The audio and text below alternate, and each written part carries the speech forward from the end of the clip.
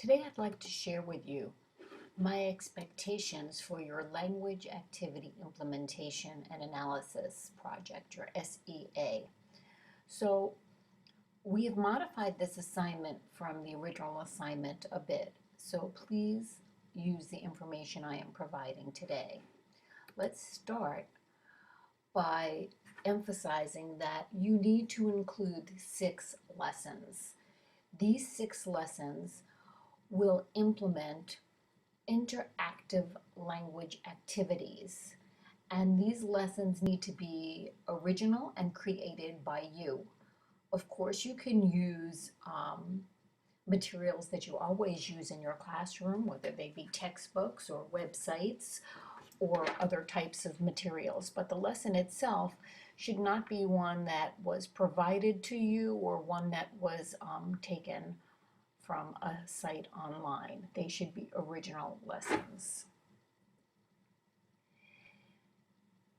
Next, you need to keep in mind that the lessons must address the 4 domains of language learning. These include listening, speaking, reading, and writing. Now, each of the 6 lessons does not have to address these 4 items in every lesson. One lesson may be a writing lesson. One lesson may be a reading lesson. However, it's very possible and plausible that a lesson could contain listening, speaking, reading, and writing.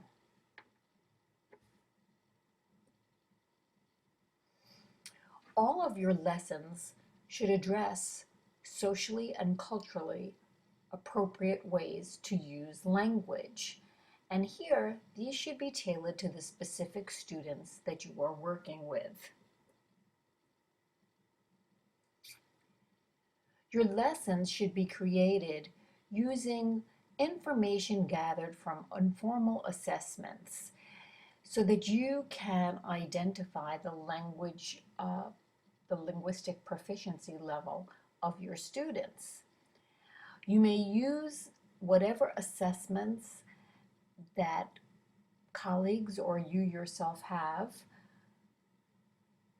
You do not have to do additional assessments unless you have no idea of the language level of these students.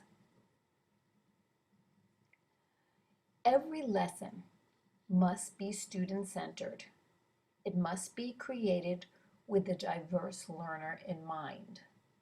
Your lessons should obviously address content, and appropriate standards should be identified. And here, again, you have a little bit of leeway. What are you required in your school district, in the state that you teach in, to use for your standards? And these are the ones that you can use in your lesson plan. Now, what you normally don't need to include, I'm sure, in your daily lesson plans are Johnson's considerations. But in this case, each of your lessons must identify which of Johnson's considerations are being addressed. And again, you'll find that very often one lesson will address several of these considerations. And if we look at them, I think you'll understand what I'm talking about.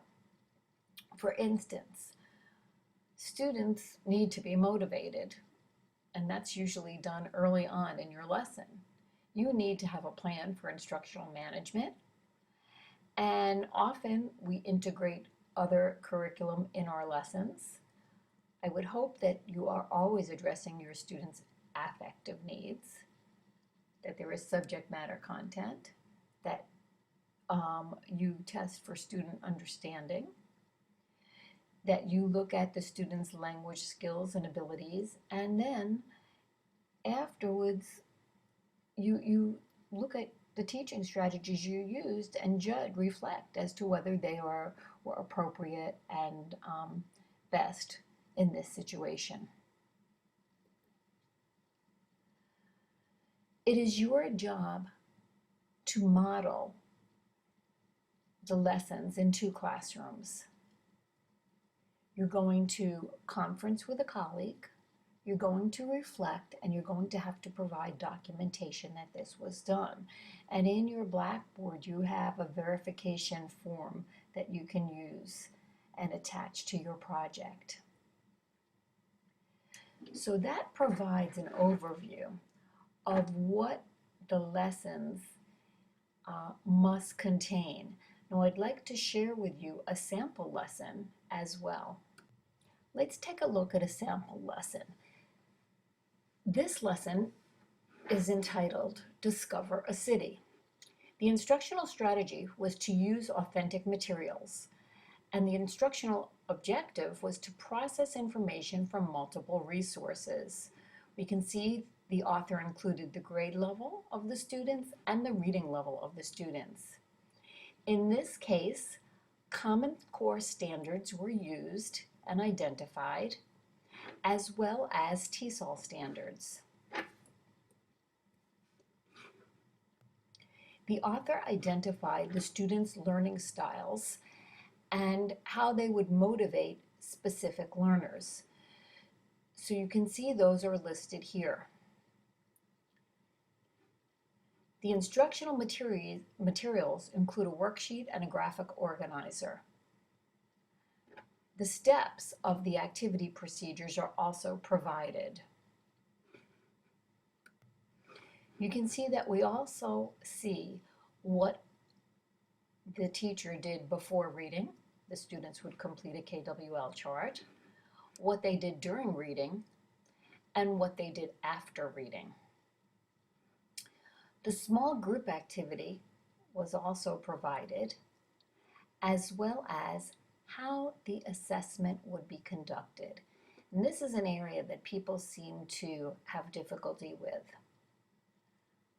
It's not enough to just say, I'm going to observe my students. What we need to identify is, what will we be looking for? What will we be assessing as we observe these students? Will we use a checklist? Will we use a rubric? Will there be a test in which they have to obtain a certain score to show mastery? Will they have to do a presentation or a project? Those are all types of assessments. Informal assessments are fine, but we still need to identify how we will use those observations or informal assessments and what we will do with them.